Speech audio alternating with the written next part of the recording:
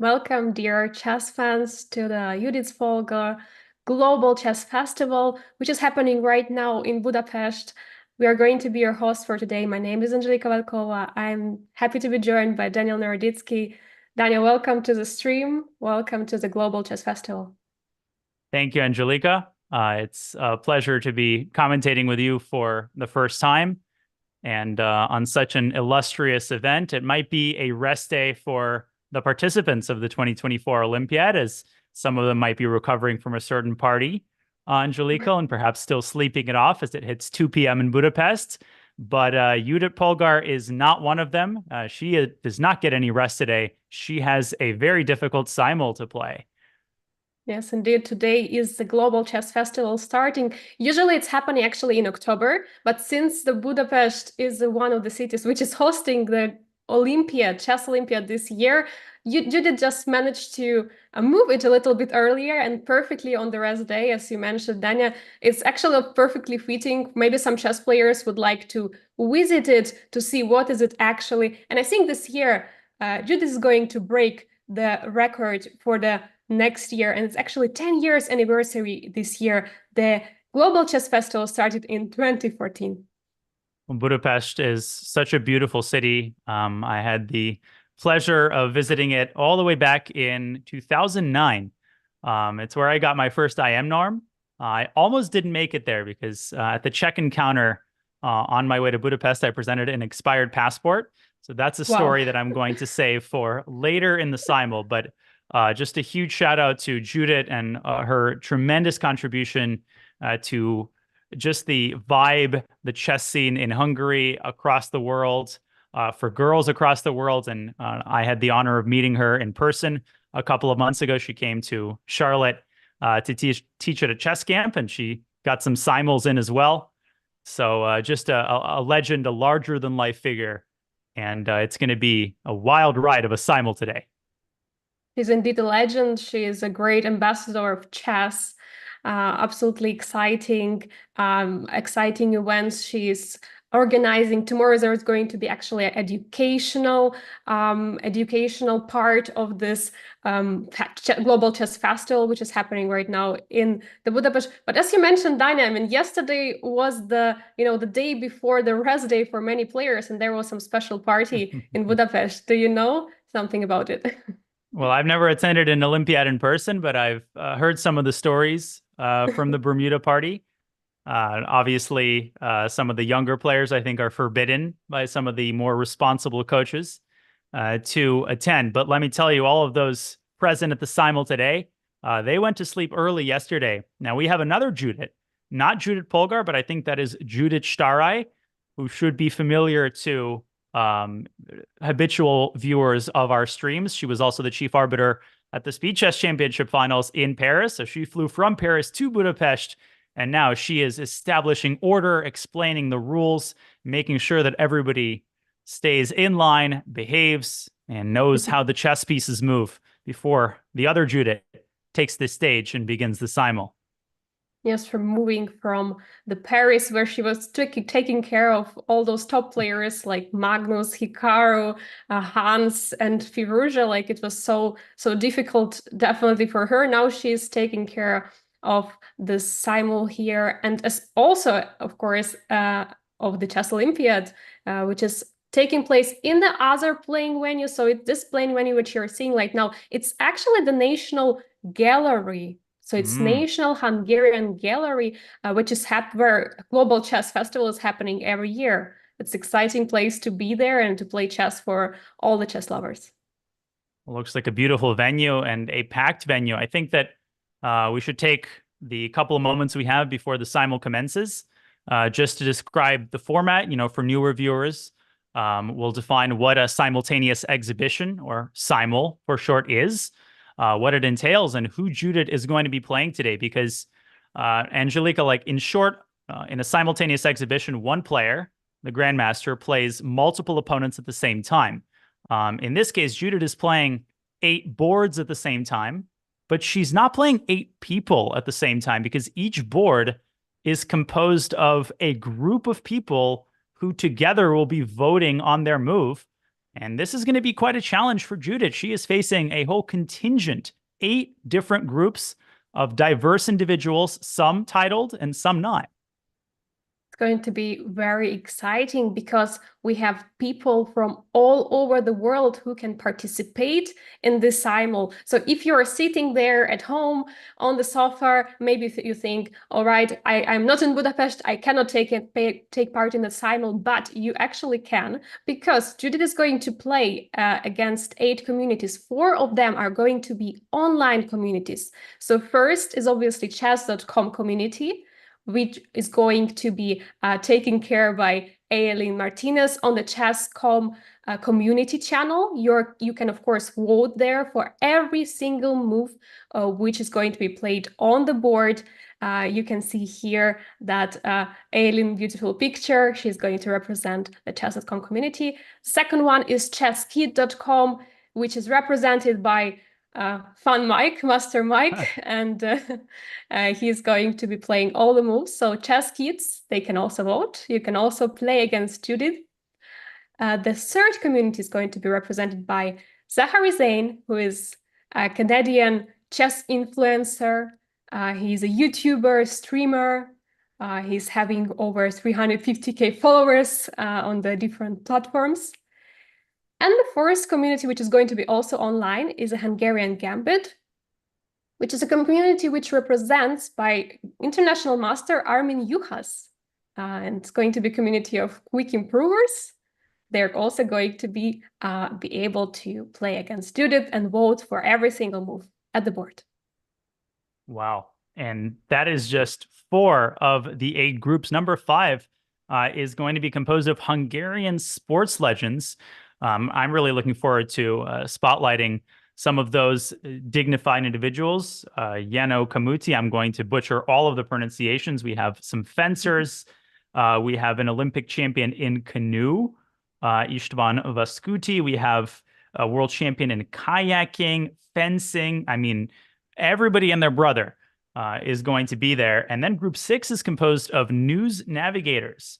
Sagar Shah, international master and chess-based India extraordinaire, one of several dignitaries in the 6th group, Dirk Janten Gozendam, New in Chess CEO.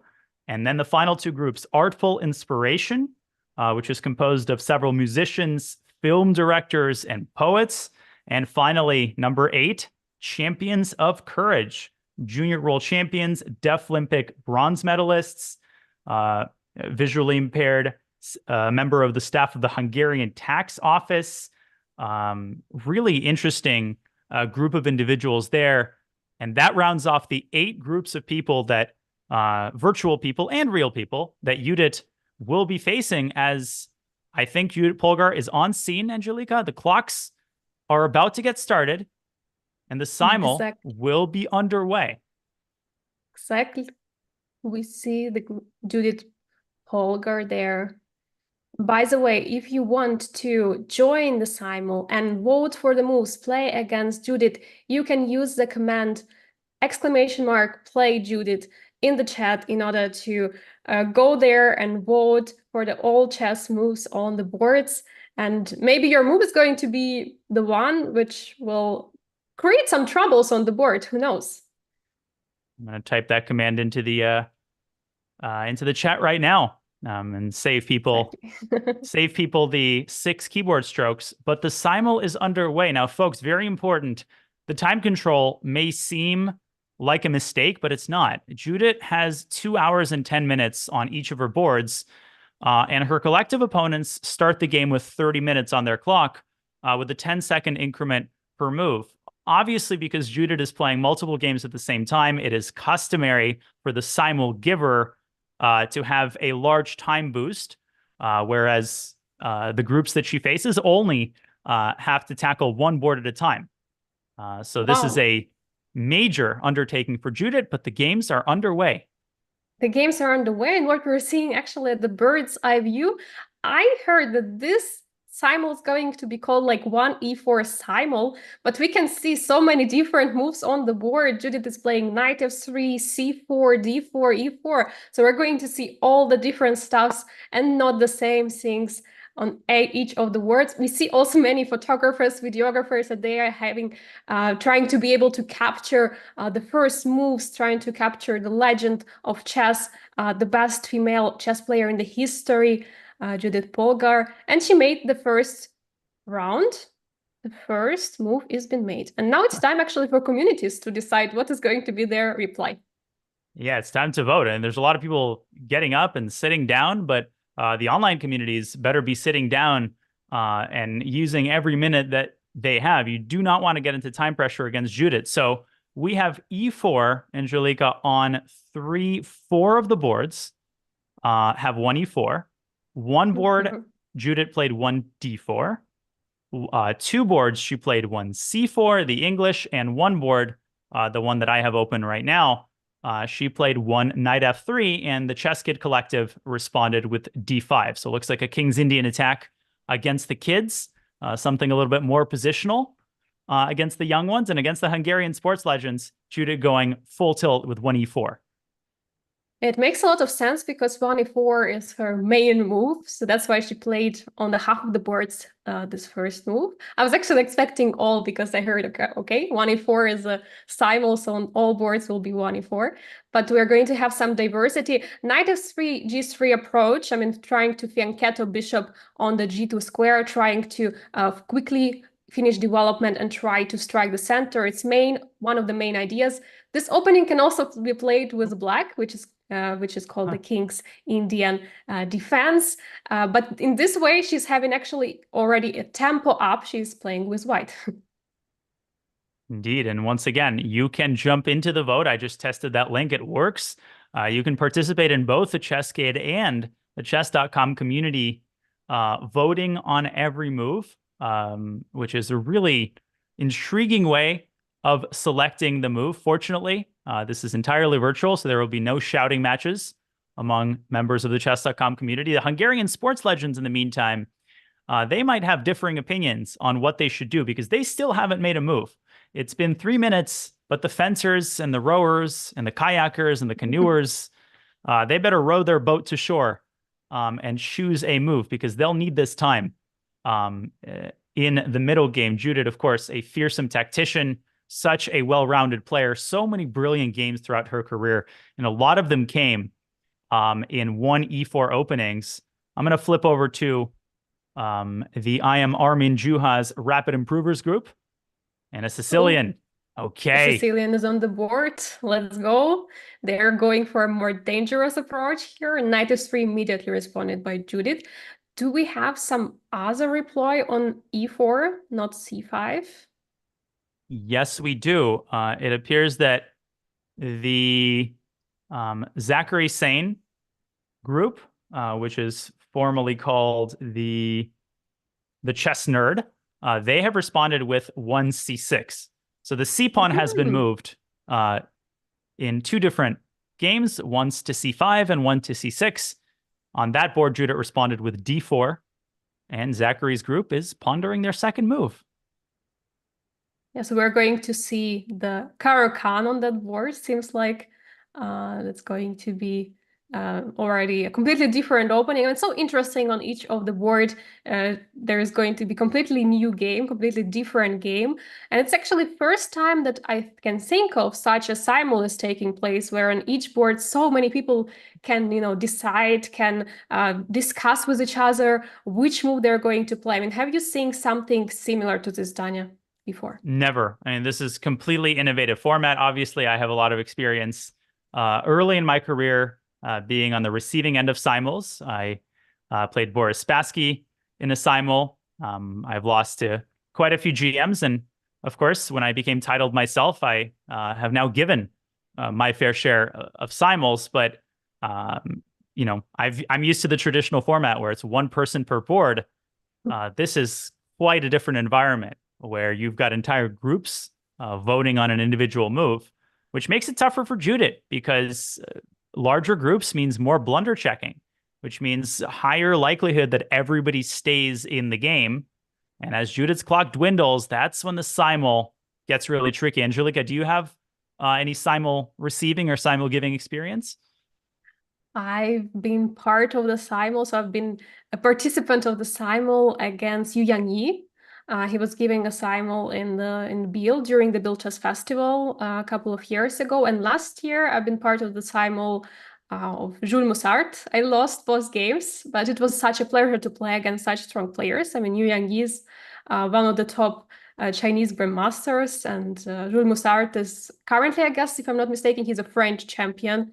So it's Hmm. amazing to play against such people. And of course, it's such an exquisite opportunity to play against the legend Judit Polgar herself. So I think all the players, all the participants are being really excited for it. Indeed. Looks like there might be some internet issues. So some of the online games might get paused, but we have plenty of in-person groups to observe. Looks like the Hungarian sports legends are having a hard time choosing a response to 1e4. So let's move away from this game. We still don't have a single game that has moved past the second move, but I just want to spotlight the champions of courage because it looks like we might get a King's Indian, Angelica, which is an opening that is near and dear to my heart, of course. Black might also play the Grunfeld with d5. I hope they don't.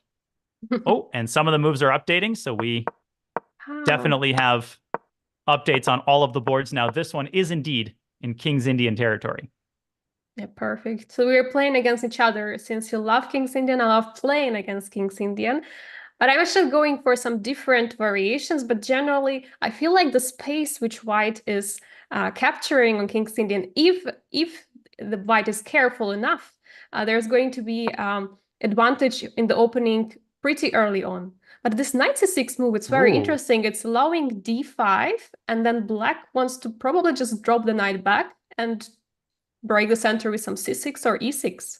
So this is really interesting, Angelica, because people watching, I think most people might have a sense that e5 is the most popular move, and it is. But black has a couple of ways of avoiding the exchange variation, which I don't think Judith would have played. And one of them is knight c6. But as you're pointing out, the drawback of this move, and I've actually played knight c6 with black, is that it allows d5. And the way that my coach taught me to play this many years ago is if Judith indeed tries to punish this with d5, the knight can also jump forward to b4.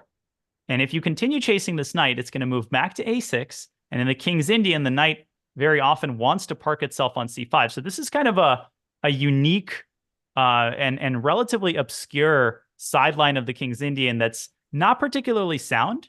And Judith could also say, you know what? I don't want to engage in this line. I'm just going to castle. And if white castles, then black is very likely to play e5. And this, of course, transposes to the Mar del Plata, or the main line of the King's Indian. So it really depends on Judith's mood. Yeah, I feel like she is very aggressive normally. I mean, she likes to play tactically, as you mentioned earlier, and d4 is for sure the move which will cross her mind. But the point of the simul is that she's not going to have too much time to decide here. So the decision also sometimes should be more practical. So castling or developing the bishop, or trying to develop the bishop, because if we play bishop e3 right now, we're going to be we're not going to be very bad because knight g4 is going to happen. So first playing something like h3, a prophylactical move, not allowing knight jumping to g4 and then going for bishop e3, also developing and postponing the castling opportunity.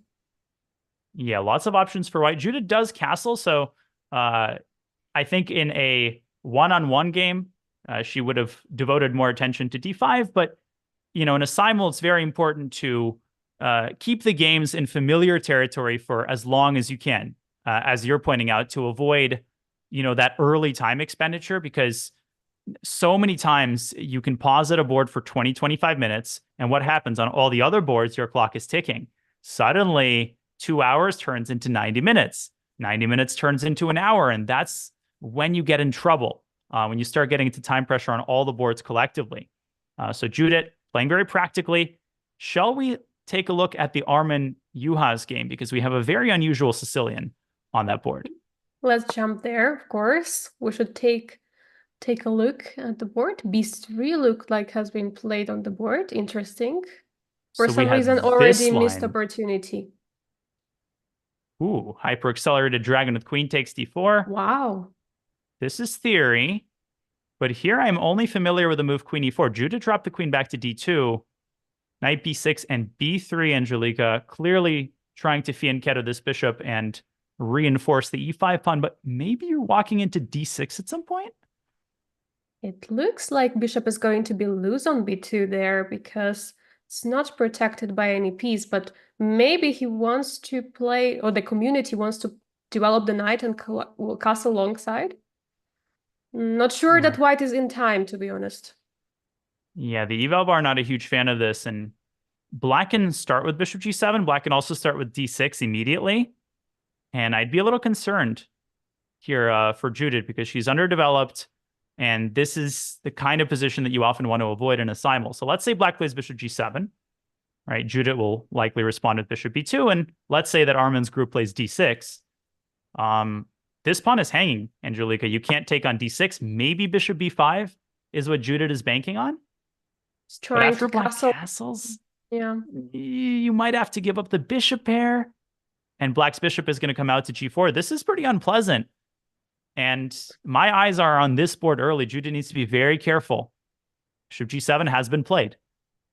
Bishop g7 is on the board. We might see the current variation, but the question is, how will white develop? White has to develop very fast. I mean, bishop b2 looks like a logical move.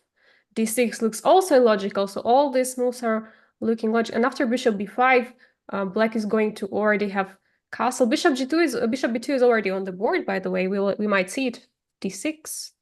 d6, very natural. Hit the pawn. Yeah, looks like a very dangerous position right now for white. You might see at the first glance, the pawn is very much advanced on the e5 square. You're grabbing maybe more space, but actually in this position, it's a weakness. And that's pretty rare, but in this case, it is. Yeah, it's so interesting how things can be double-edged in chess. A strength in one position, a weakness in another. As they say in Russian, a stick... a stick with two ends. If white's knight were, let's say, already on e4, if white was already castled, this would be a strength. If black plays d6, it's a weakness, but Armin's group castles, and this gives Judith a very important tempo. What can she do with this tempo? I think she might be able to play knight a3 and castle queenside. Knight e3 looks like a perfect move in this position. Maybe it will look not so beautiful to the eye, but developing the knight to the edge. Yes. But after d6, long castle, there is not going to be an opportunity to take on e5 anymore due to the pin on the queen. Exactly. Looks like it might be a solution. c4, by the way. Connecting the queen with the bishop. Oh. So now there is no threat. But what do you still do on d6? Because I just take it. You just grab it. d6 you grab, black will take the bishop, then black will take d6. I still don't love white's position, but if Judith can, get her bishop out and castle quickly, I think the worst will be behind her. Maybe what you potentially want is to have the 3 pawns on the queen side against 2 pawns for black. For the endgame, it's usually something what could be an advantage, but you have to survive till the endgame. You have to develop your pieces, finish the development. Maybe it's time for us to move for another game right now, because all the games are much further advanced in the middle game or in the opening still yet. For example, what about the Hungarian sports legends? Yeah, those two most interesting games, the Hungarian sports legends and the news navigator. Let's start with the news navigators and then move on to the rowers and the kayakers. This is probably Judith's best position so far of this simul. I'm going to rewind a little bit and show people how this was reached. This was a Slav. Judith playing the very aggressive G3 variation. Black accepts the sacrifice. This is all very normal. But here, I think the news navigators don't really navigate this position very well. Knight d5, queen c2, and now bishop takes e3, and giving away that bishop. Giving away that bishop. Look at those dark squares. Ooh. As is also the two pawns on e4 and d4 taking all the space in the center. I mean, this looks so nice. Generally, this structure of c3, d4, e4 comes from some lines, I would say, like Nimzo-Indian, right? When there is a3, for example, variations, and c3 pawns perfectly well supporting the d4 pawn. There potentially can be even an e5 break. Exactly. So anything dark squares, exactly as you pointed Who's out. giving the simul? You or her? E5 is on the board. Perfect timing. And guess what? Not only is the knight coming out to e4, but I think in conjunction with bishop a3, that knight is moving on to d6. Black is in massive trouble here. I think Judit needs to throw in the move bishop a3, though. Very important to put this move in while you still can. The news navigators, they might be Not breaking news of navigating. their own defeat pretty soon. But look at those two bishops, right? Just compare bishop, which would be on a3, and the bishop on c8. That's such a sad bishop, sad French bishop. Yeah, But also sad bishop bishop on that hasn't made a g2. single move. Exactly. And bishop on g2 is also potentially can be active through, for example, the e4 square attacking maybe on the king side. But for now, it's perfectly protecting the king. So yeah, this looks like a perfect position and winnable game for Judith.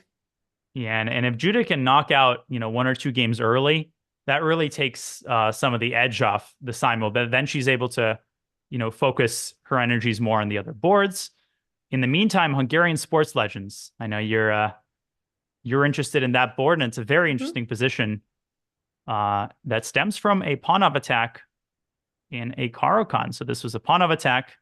Of course, Judith playing the most aggressive response, which has survived the test of time now for many decades. Oops, bishop g5, e6, c5, closing the center. And the Sports Legends, h6 and g5, meeting fire with Very fire. aggressive. Wow. Trying to be as aggressive as they are, but they are opening the H file, actually. But can they go g4 and snag this really important pawn on d4? What does Judith intend against g4? It's a big question because where can knight jump? Maybe knight. It's very difficult to say knight d5, knight d4. Then the pawn is hanging on g4, yeah. Then maybe queen g4 even might be strong. This, I would imagine black would probably take on e5 here. And now we get this kind of French Caro-Kann-ish structure. I mean, this is a Caro-Kann, but you get this structure sometimes in the Botvinnik-Karls variation where black plays c5. So this type of structure. So if the sports stars play g4, Judith probably would jump in to the center, but instead the sports stars, very passive move. This definitely isn't the way. Yeah, usually you want to develop your pieces, and bishop d2 looks like a developing move, but unfortunately it's not really doing much with a piece. I mean, I was actually told by my coach that just moving the piece from the starting position is not necessarily a developing move. And in this case, it's also, there is not much difference from bishop on c8 and bishop on d7 in this particular case, right? So sometimes you even have to go backwards to develop your piece. That's actually very interesting in chess, how controversial it can be. No, that's such a great point. As a matter of fact, yeah, the bishop probably better placed on c8. This gives Judith a tempo that she can use to drop her bishop back, maybe even play the move g4 herself. And if she can solve the problem of her d4 pawn, and she's more active, she's got more space, and black has long-term problems with their king. So the sports stars, they'll need a little bit of magic to get out of this position. On that note, there's some interesting developments in the Chess.com game. Shall we take a look at that? Absolutely. Let's go. Let's go to our community. Let's see what position did they get there. If I remember correctly, they played e4. Did they play e4 on the board? It or was it an e4 game. It was e4, e5, Petrov. Maybe Yana Pomnishi was involved in the vote. And he takes d4, a very old move that has fallen out of favor recently. I mean, knight takes d4 nowadays is kind of automatic. The Chess.com community playing a very old line. Judith reinforcing that pawn on e5. She's got a pawn on e5 on I think, at least 3 of the boards and a big Exactly, development actually. advantage. This is looking really nice for white, I think. It's actually a very interesting choice by Chess.com community, to be honest. Would not expect to go for this old variation, but yeah, very, very interesting. And I think also there is going to be a fight between, this pair of bishop, whose pair of bishop is stronger. I see right now bishop on d3 is aiming at the king side, trying maybe to create some problems for black, but also Chess.com community can develop the bishop somewhere on. Actually, does it work? Bishop f5, but maybe you don't want to Yeah. give up the bishop on f6. Yeah, Not that's the so big question, sure. right? Where do you put this bishop? I mean, bishop e7, I feel like black probably doesn't have time for it because Judith's already coming in with her knight. I actually kind of like the look of bishop f5. Not that I'm trying to influence the vote in any way. The commentators have to remain uninvolved. But if Exactly. Judith takes the bishop, right, black will take on f6. And guess what? I really like the move f6. I'm gonna give Chess.com community a pat on the back. This was a really good move because this opens up uh, the possibility for d6. It gets rid of Judith's biggest strength. And if they can get their bishop out, I think the black is maybe a little bit worse, but at least black is getting more active. Black is developing the pieces, trying to equalize. Of course, it's still for sure that white is the one who is in the front seat of the current position of this vehicle on the board, but still some chances, of course. The most important, I think, is that two knights right now for black are on the opposite side of the board, and I don't see yet how black can attack the king of white.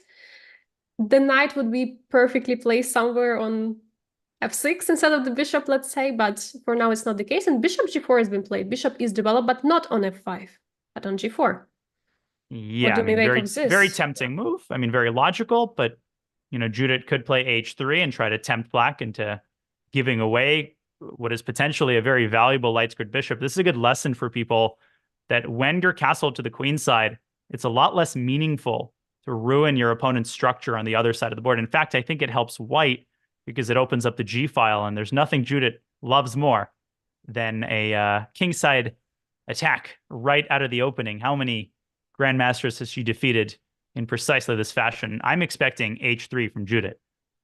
It's really a super logical move. You're on one hand doubling the pawns, right? You're creating weaknesses for yourself, but you have this huge opportunity of an attack, as you mentioned on the G file. And actually, we potentially might look in the position where after bishop takes on f3, maybe knight will take the bishop on f6. We might have the pair of bishop against pair Mm-hmm. of knights, Oh, yeah. potentially. That would be interesting fight to spectate. And what's crazy is I'm going to put this on the board. If Judith plays h3, first of all, if black drops the bishop back, g4 could be really unpleasant. At least it looks unpleasant. If black takes on f3, Judith does. No, this is bad. I was going to point out she technically has the option of taking on f6 and plopping the bishop on g5. The reason this is bad is because anytime your king is not on b1, right? This is why the good guys always put their king on b1 in these situations. The a2 pawn becomes a serious target. You have to recapture the bishop, and black dives in with a really nasty threat of queen a1. So Judith would take on f3 first, but you're right. Knight takes f6, 2 bishops against 2 knights. Pretty enticing. And bishop e2. Judith playing very positionally. He's trying to be very solid here.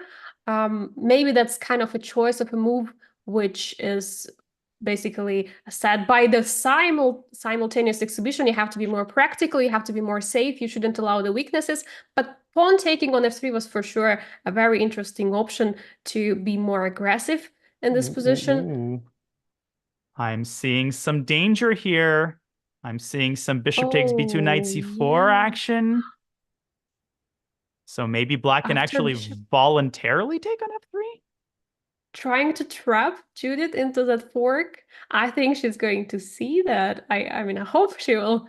But it looks very nasty. Bishop takes f3. We can put it on the board. Uh, Yes. it looks very nice. And if So Judith recaptures with the bishop, right, this is why she played bishop e2. But let me tell you, she will smell a rat If the chess.com community takes on f3, she will sense that something's the matter. And this is nasty because you can't take because of the fork. Oh, you can't take because of the fork. So Judith would have to recapture with a pawn, but then she's basically lost a move and actually retreated her bishop to a more passive square. Here, black could go d5, black could go knight a4, knight to d4 is also possible. Yeah, lots of moves Chess.com suddenly. knocking on the door here of a good position. And suddenly, those knights on b6, what I mentioned before, they were standing not perfectly, not defending the king, are going to go in for the very, very good attack on the queen side. We're going to, I think, expect some very, very exciting chess here, exciting game on both sides of the board. Maybe it's a time for us to check another community playing chess. So we have already checked the news navigators, sports legends, Armin Juhász community.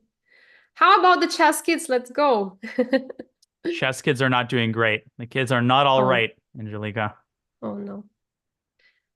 I was afraid of that. Judith taking it out on the kids. Okay, this is looking bad. And what happened here? How was this reached? This was a King's Indian attack. Okay, so the very, very sharp line. But this is a legitimate setup by black. This wasn't the problem. Queen d7 was a terrible move, and Judith pounces immediately, opening up the center, and black's going to lose this crucial pawn on d5.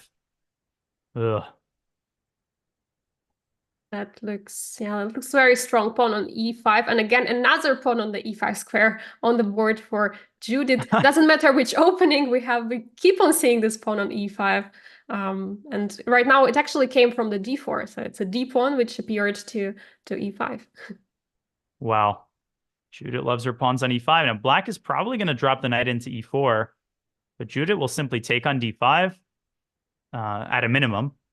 And black can trade knights, but that simply opens up the bishop. White is going to win a pawn. And not only that, you're going to have a major pawn phalanx in the center that's going to move forward pretty soon. Also, the kids are struggling on the clock. They've got 15 minutes already, and they have chosen knight to g4, which is another mistake. C takes d5 is going to be a hot mess for black. Whew. I think the plan is to take on e5, but maybe we can put it on the board. After take on d5, knight e5, there is a nasty take on e6, right? Pawn can take... there is even e4 and f4. Wow. Lots of options. Takes on e6, takes on b7. Very Russian schoolboy, but you can also just full send your pawns up the board, and these minor pieces are getting swatted away like flies. Ugh. Man, the kids still have something to learn from the old guard, says Judith. If we go back, maybe we can one more time point out this queen d7 move that, normally you're being taught how do you play chess. First, you would like to finish the development, so you go with the light pieces, the bishops and the knights, then you castle, and then you bring your queen in the game. But chess kids decided to play queen d7 immediately, and that's why they have been punished by Judith. They have, and Judith with still 2 hours on her clock. She doesn't need 2 hours to play c takes d5. She needed only a couple seconds. The chess kids, let's see if they can mount a stiff resistance here. But the way this game is going, it might be an early victory for Judith. A quick update, the Chess.com community missed the chance to take on f3. So Judith dodging a bullet there. And the most interesting position right now might be that Armin Juhász game, as well as the position Judith has against Zachary Saine's group, which is extremely tactical. We haven't checked that yet. Maybe we jumped immediately to the chess nerd community. Let's do it. Now, this was a pretty positional Caro-Kann, a Karpov variation. Judith playing the main line. Everything was fine. And then things... Judith apparently had... Was it knight takes c6? Yes. Oh my god. Bishop is not defended on d6. Judith had a big chance here to just win the game right out of the opening. Queen takes, and you just pick up this bishop with 2 extra pawns. And Angelica, bishop b4 check. You actually have c3 counterattacking the bishop. So a big miss by Judit. And this allowed black to push e5. And now suddenly you can't take the bishop because of the pin. Now bishop takes b2 is threatened. And now it's Judit on the hot seat. And I see actually so many games of Judith right now with opposite castling. I mean, is it something that she's going for, that showing that she's a better attacking player as all those communities combined? I mean, it looks like it is, but in this particular case, bishop on e5 is for sure a better piece than the bishop, let's say, on d2, if we compare dark squared bishops. But bishop on d3 is still very good there. Potentially some bishop h7 opportunities are in the air, but bishop on d2 is on the way. And queen f1, removing the queen from the pin of the rook. Looking like a mistake by Chess.com engine. I think Judith just trying to make sure that all her pieces are intact, but I'm looking at this bishop. That b2 square has caused some problems for Judith on some of the boards, and I'm thinking queen to b6 here. Threatening checkmate, trying to induce a weakening move like c3, and then maybe get the knight involved at some point. Zachary Saine's group has a chance here to jump on the offensive, but with only 15 minutes on the clock, you're facing one of the strongest attackers of all time. It's hard.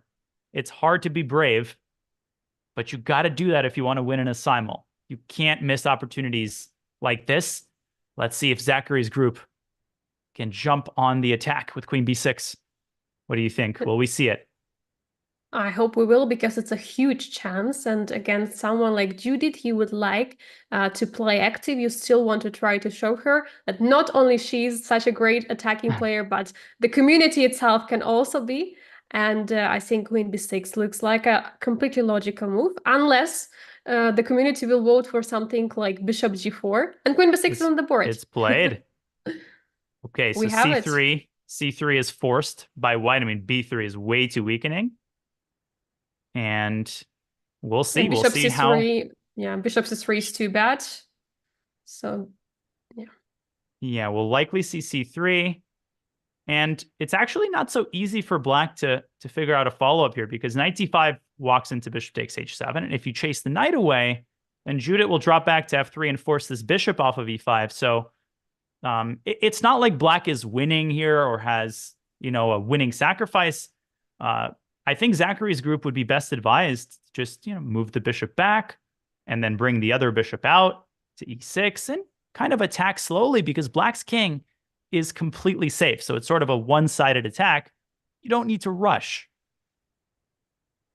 Yeah, you don't need to rush. You just have to develop your pieces, finish the development. There is no issue right now for black. There is no attack right now happening from the white perspective. But black is the one who can just build on that initiative. And I mean, h6 looks like a logical move, obviously.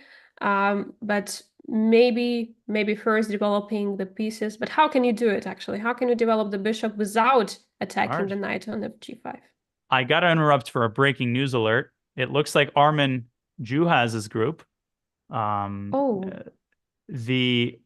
called, what are they called? They're called the Rapid Improvers, but instead, or the Hungarian Gambit. They've played a Hungarian Gambit, but unintentionally, I think they're about to gambit away the knight and maybe gambit away what were some excellent chances earlier in this game. Their knight is trapped. Very cold. The position was absolutely awesome for them from the first few moves. Now, what happened actually? How the queen got to b8? I'm just wondering. Well, let's rewind a little bit, right? Let's see how this happened. It looks like queen e3, knight b4, threatening a fork. Now, at this position, apparently black had a very difficult move with knight 6 to d5 using the pin. Ooh. Instead, they went pawn grabbing. Judith said, thank you very much for the tempo. And in this position, instead of knight to a6, they dropped their knight to c6. This allowed Judith to send the queen away. And if she just drops her knight back to a3, have you ever seen a knight trap like that? And Judith has played knight a3. Like, super interesting. I mean, the knight is on b6. All the pieces are standing. Knight on rook on c8, bishop on c8, rook on a8, queen on b8. I mean, rook also on d8. Somehow all the pieces are in that corner. There is no way to escape. Normally there is at least d7 square, but there is not. Oh my gosh, the knight is just trapped. And you know what That's what started it all? happens. It's a pawn grabbing. Pawn grabbing. Pawn grabbing is very, very dangerous. I mean, sometimes you grab the pawns, especially with such pieces as a knight. It's not so easy to get back, right? You don't have so many squares, and you have to be really careful it's happening. And I think also it looks like a lack of the development at that position. Like you allow white to play so many moves in a row. You allow to attack your knight, and right now knight is going to a4, but it's just going to drop a knight. Yeah, I mean, I think Armin's group is just trying to give the knight away and at least, provoke a token weakness on the queen side. The problem is you can't even open the B file because white is clamping down with 2 pieces on the B6 square. So not only are you losing a piece, like how are you getting your other pieces out? You might just have to go D5 and get the bishop out to F5 and hope for a miracle tactic. But Judith is completely winning on this board. She's up a full piece, and maybe a good time for us to look at some of the other games, a slightly more ominous turn of events in the game against the News Navigators, which I thought might be a quick knockout, but things have turned around there. Angelica, shall we take a look? Let's jump there. Let's see what Judith is navigating there. Okay. I think her GPS started to glitch here because suddenly things are looking up for black. What are the spawns actually on the queen side? How does it come that there is no a pawn for white anymore? There used to be a pawn, I remember. There used to be a pawn. There used to be a pawn. There used to be so many very big dark squares. We were expecting bishop to be somewhere on the a3 f8 diagonal, but the bishop appeared on g5. Let's maybe go a bit back and see what happened. Try to rewind. So this position is where we left, and now Judah decided to start with knight e4. Okay, I was vouching for bishop a3. f5 by the News Navigators, and here a somewhat puzzling set of decisions by Judith. She had the move bishop g5 at her disposal, and then could have stuck her knight onto d6. Instead, she took on passant.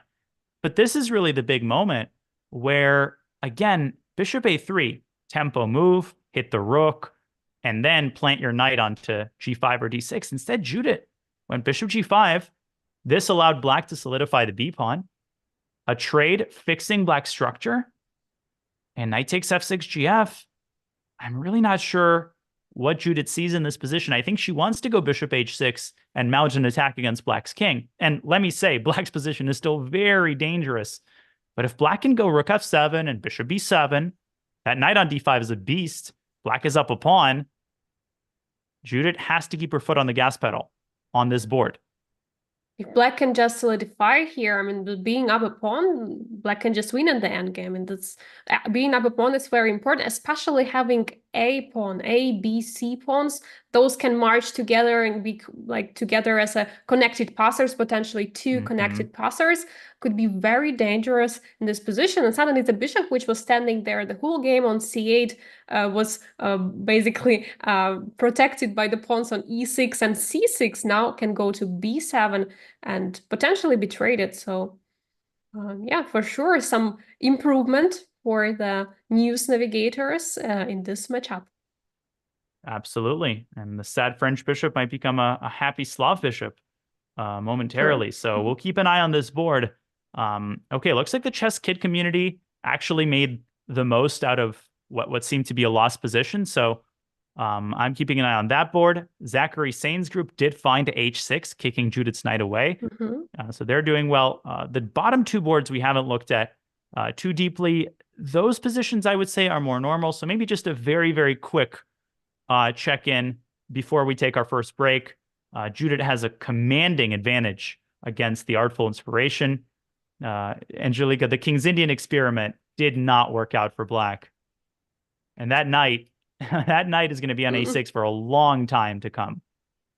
That's not how you want to play the King's Indian. Yeah, usually you want to break, you want to, once you developed your pieces, you want to do some activity. But yeah, in this position, black is unfortunately on those 3 last ranks, the 8s, the 7s, and the 6, a bit too passive.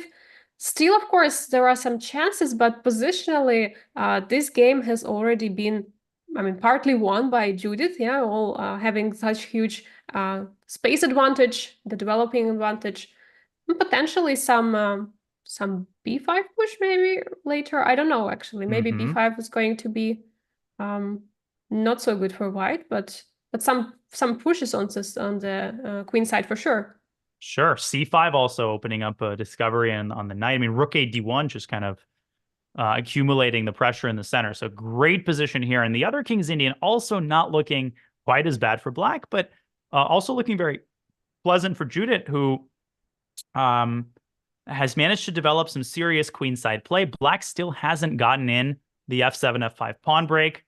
So Judith really showing excellent knowledge of a wide range of openings. Not just 1e4, which has been her main move for most of her career, but really getting off to a great start on most of the boards in the non-e4 openings as well.